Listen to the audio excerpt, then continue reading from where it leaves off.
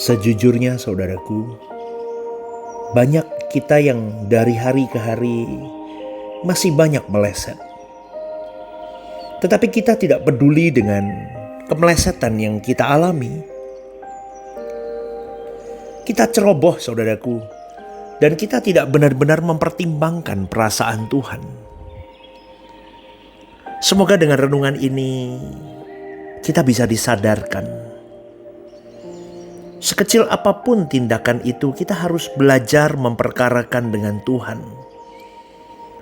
Apakah yang kulakukan ini selaras, tepat dengan apa yang Dia mau atau tidak? Kalau kita tidak memperdulikannya, maka kita tidak menghargai jiwa kita. Jangan hanya melihat orang jahat di luar gereja yang sungguh-sungguh jahat, melakukan kejahatan yang bisa kita lihat. Moralnya tidak baik. Sementara kita sendiri tidak selaras dengan apa yang diingini Tuhan. Tapi kita tidak menyadari, kita meleset di situ. Itu bahaya saudaraku. Dan itu banyak yang dialami oleh orang-orang percaya. Karena setan itu licik. Dan licik sekali. Dia bisa membuat banyak orang terlihat baik-baik saja, kudus, santun. Dan kelihatannya suci orang ini. Tapi suatu hari Tuhan bisa berkata, loh, aku tidak kenal kamu. Itu mengerikan saudaraku. Bahkan pendeta seperti saya, Tuhan bisa berkata, enyah kamu, aku tidak mengenal engkau, sang pembuat kejahatan. Maka jangan pernah anggap dirimu atau orang-orang yang kelihatannya baik itu bernilai. Yang bernilai tinggi itu adalah ketetapan di dalam kita untuk bertindak dan berperilaku seperti yang Bapa mau. Maka kita bisa melayani Tuhan dengan baik deh. Kalau kita punya ketepatan di dalam bertindak dan berperilaku sesuai dengan keinginan Allah. Maka apapun yang kita lakukan, itu pelayanan kita ke Dia. Di lingkungan pelayanan seringkali ada yang tidak suka dengan orang lain, lalu berusaha menyingkirkan dan sebagainya. Sehingga itu menjadi celah, menjadi pintu masuk iblis. Untuk merusak banyak hal, merusak oknum yang mau melukai ataupun yang dilukai. Ataupun pekerjaan Tuhan sendiri pun di gereja lokal. Oleh sebab itu terhadap siapapun kita harus selaras dengan apa yang Tuhan mau. Jangan jahat saudaraku. Kalau kita mengasihi jiwa kita, kita akan berusaha untuk berkenan kepada Tuhan dengan memilih ketepatan di dalam kita bertindak. Karena kita mau bersama dengan Tuhan di keabadian. Itulah satu-satunya bentuk mengasihi jiwa kita, yaitu dengan mengusahakan hidup berkenan di hadapan Tuhan. Supaya kita layak bersama dengan Dia suatu hari nanti di kekekalan. Dan selanjutnya, kita pasti berani mempertaruhkan apapun untuk keselamatan orang lain. Itu baru pelayanan yang sesungguhnya. Bukan hanya mengadakan kebaktian, kemudian menyanyi, pendeta berkhotbah, terus di situ banyak orang yang mau aktualisasi diri. Aduh, bukan itu saudaraku. Kalau kita mengasihi Tuhan, kita tidak akan membiarkan mata kita melihat apa yang tidak patut. Bahkan hal yang bukan melanggar moral sekalipun, melainkan apapun yang tidak patut, kita tidak lakukan itu. Tidak perlu kita lihat, tidak perlu kita dengar. Juga jangan membandingkan diri kita dengan orang lain. Kita harus melihat Tuhan Yesus sebagai standar kekudusan kita.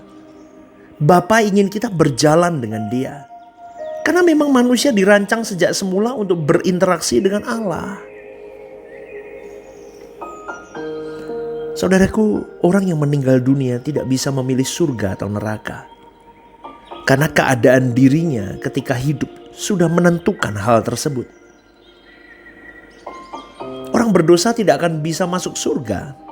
Dan orang kudus tidak akan pernah bisa masuk neraka. Ikan air laut tidak akan pernah bisa masuk ke air tawar, dan sebaliknya. Setelah meninggal, kita sudah tidak bisa memilih surga atau neraka, karena kita sudah memilih sejak kita hidup di dunia ini. Maka simptomnya udah kelihatan. Kita memilih mana itu sudah kelihatan ketika kita hidup loh saudaraku. Kalau sekarang kita terus berjuang, berusaha untuk selaras dengan pikiran perasaan Tuhan, artinya kita sedang memilih. Kita memilih bersama dengan Bapa di kekekalan suatu hari nanti. Maka kita harus mengusahakan di dalam proses hidup kita untuk berjuang sampai di titik itu. Ingat saudaraku, Allah Bapa itu ingin kita bersama dengan Dia. Maka Dia mengusahakan keselamatan itu dengan memberikan putra tunggalnya. Memberikan materai Roh Kudus untuk menuntun di dalam segala hal untuk kita bisa menjalani hari-hari hidup kita. Semakin berproses, semakin selaras dengan apa yang menjadi pikiran dan perasaannya. Masalahnya orang-orang yang diselamatkan ini apakah merespon keselamatan yang sudah diberikan Tuhan atau tidak? Maka pagi hari ini renungan ini mengingatkan kita harus memilih saudaraku. Kita mau sungguh-sungguh, kita tidak mau nanti di last minute hidup kita baru rushing, kita baru bingung. Tidak ada waktu saudaraku. Sekarang ketika kita masih punya kesempatan. Jangan merasa tenang. Jangan merasa baik-baik saja kalau kita tidak sungguh-sungguh tepat di pemandangan Allah. Bagi orang-orang di luar sana, atau orang-orang fasik yang tidak takut Tuhan, dan mereka hidup dalam dosa, jelas mereka tidak tahu apa yang baik untuk damai sejahtera mereka. Mereka membawa diri mereka kepada kebinasaan, membawa diri mereka kepada api kekal dan terpisah dari Allah. Lalu apakah kita mengerti apa yang perlu untuk damai sejahtera kita?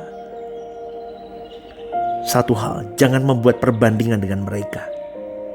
Banyak orang tidak melihat ketepatan bertindak. Iblis begitu cerdik memberikan kepada engkau dan saya satu desisan, yaitu yang berkata apa? Gak apa-apa, lakukan saja, orang lain juga lakukan kok.